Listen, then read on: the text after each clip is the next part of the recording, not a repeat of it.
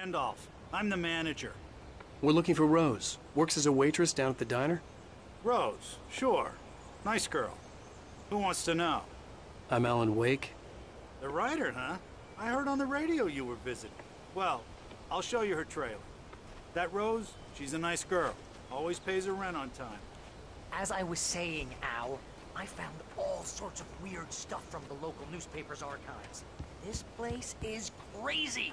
Disappearances, mysterious deaths, urban legends come true, and get this, most of this stuff takes place around Cauldron Lake.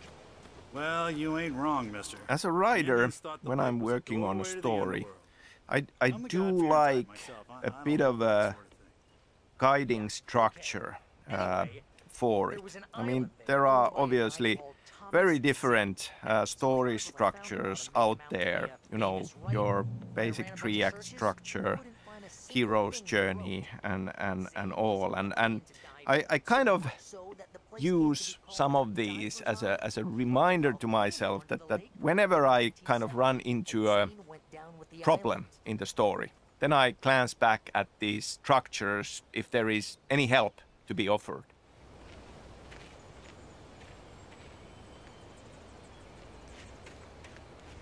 Yeah, how about that? It was there in the morning, as if it had fallen from the sky.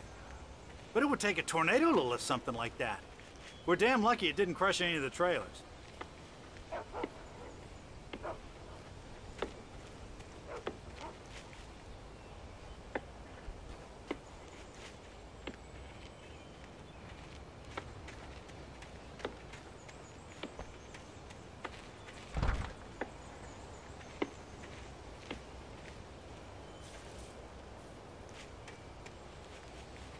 It gets better. A local girl, Barbara Jagger, drowned in Cauldron Lake just a week earlier. They were lovers. Sure, Jagger's a local spook story. The Scratching Hag. Comes for you in the dark. Childish stuff like that. Anyway, Al, I'm just getting to the best part. All of the articles about this stuff were written by Cynthia Weaver. I asked around, and she's that crazy bag lady you met. What, the lamp lady? She can be a little loopy, but she's not homeless. Yeah, anyway, she knew both Jagger and Zane before they both died, and she had some kind of a breakdown.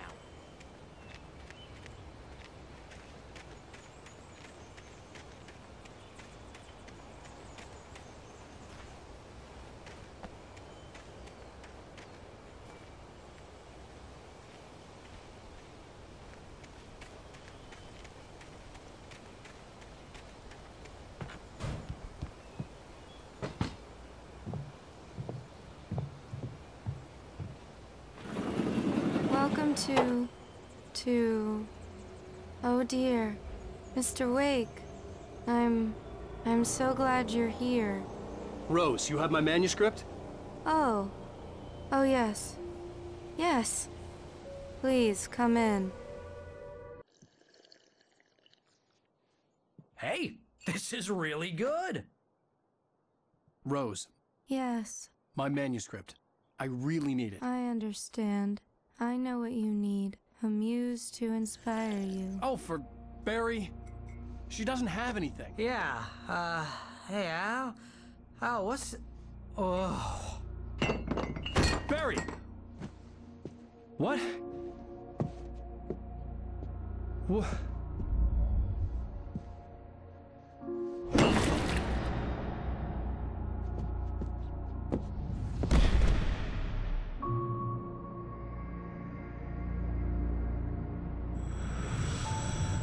It's coming for you, hiding in my barber's skin.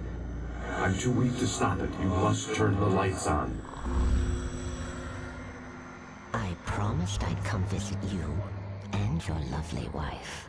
You must finish what you started. I insist. You must turn the lights on. Turn the light on. Back to work, boy.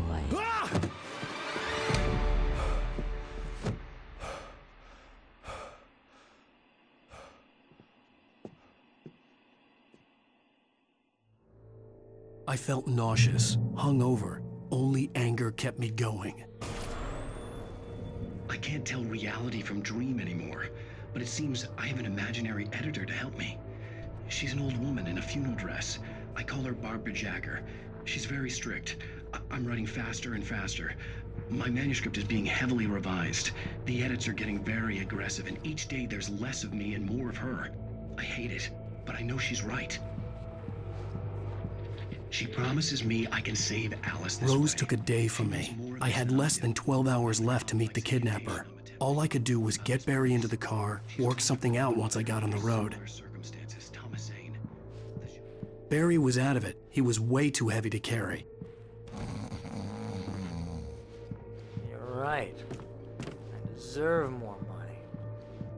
I'm so handsome. My gun and flashlight. Still talking about the structure for the story. For Alan Wake, more than anything, like as this guiding structure, I had 5 stages of grief in my mind. And that comes to the idea of this being a psychological thriller. And a lot of this is about how our hero, Alan Wake, sees the situation. I mean, we have these crazy supernatural things starting to happen. And so we start from denial, and he can't really accept it. And then God knows what you've done to that poor girl. This is Agent Nightingale, FBI! Get him up, Hemingway! You're under arrest! You move a muscle, I'll unload right in your goddamn face! Stay right where you are, Blaine!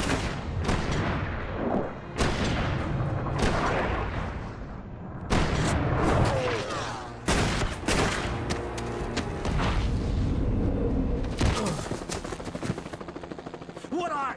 I'm standing right here, you goddamn maniac!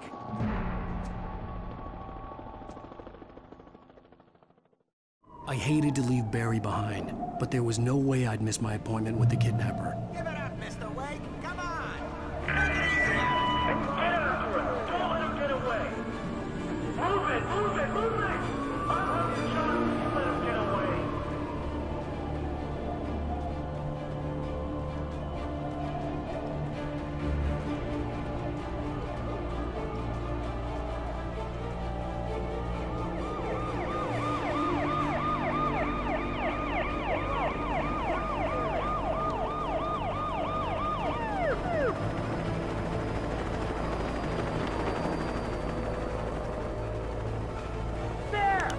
We have the suspect in sight! Okay, men. Keep your eyes peeled. He's gonna try to make it through here. Oh, damn.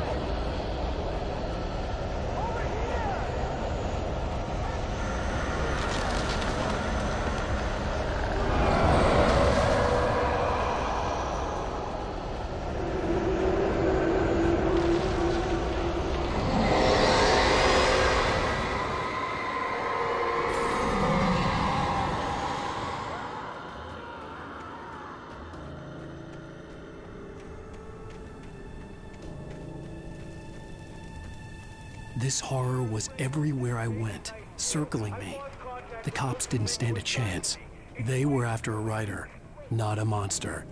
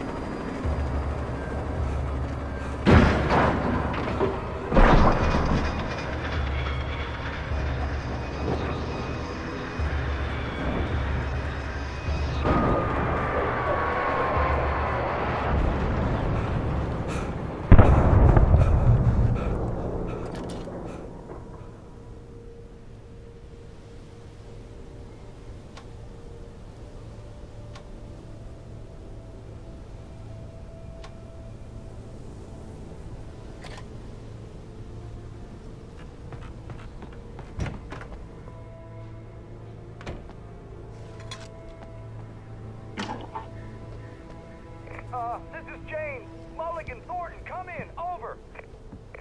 Thornton here. And James, we got both Wheeler and Rose in custody. They put up a fight or anything. But anyway, hey, I could see the lights of the radio station in the distance. James, Mulligan here. Over. Go ahead, Mulligan. Over. We got Wheeler and Rose here. Wheeler's drunk or hopped up on something. Speaking of which, that Fed had a pretty distinctive whiff of Otis Scotch about him, you know what I mean? Over. I don't have anything. I imagined that the broadcast tower in the distance was part of the local radio station. Maine seemed like a decent guy. Perhaps he could give me directions to the coal mine.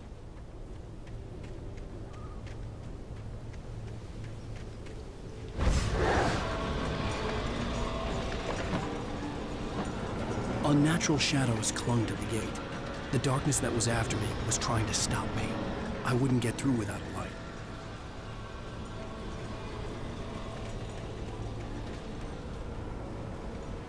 There was no power to the searchlight.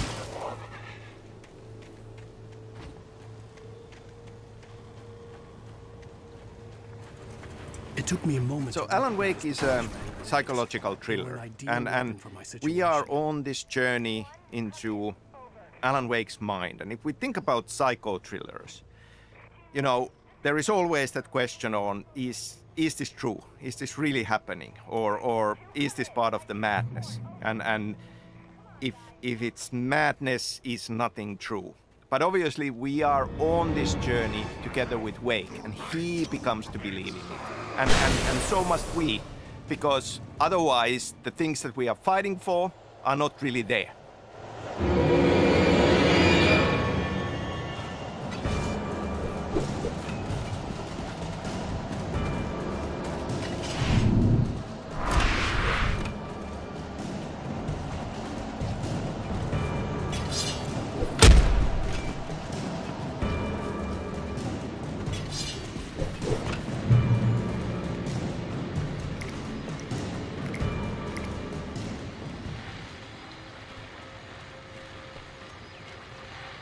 And here's another call. You're on KBF-FM with Pat Maine. It's Milt Peabody, Pat. What's on your mind, Milt? Well, I live near the trailer park, Pat, and there's a big ruckus going on over there.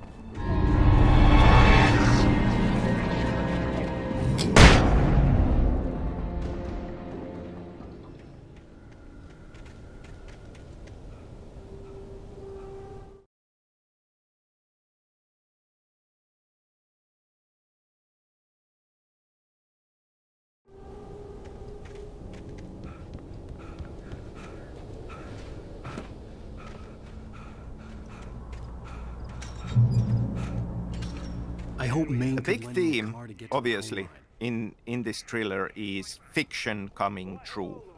And a lot of effort from our part writing this was to think about what does that mean and what are the limits. Obviously, if we would have given Alan Wake godlike powers to just change reality on a whim, there would not have been much stakes in this. Well, thank you very much for that compassionate viewpoint, Lorna. Oh, here's a little surprise. The famous writer Alan Wake just walked in. Folks, I'm going to see if I can talk him into an interview. Come on. Oh, I'm so glad you could find the time to do this, Mr. Wake. Nowhere to run now, Dan Brown. You back away from me. Don't hurt it. Whoa. Everyone calm down. Put the gun down. We're all friends here, right? Cool your jets, Nightingale. We got him. Judas Priest! What the hell's the matter with you? There's a civilian in there.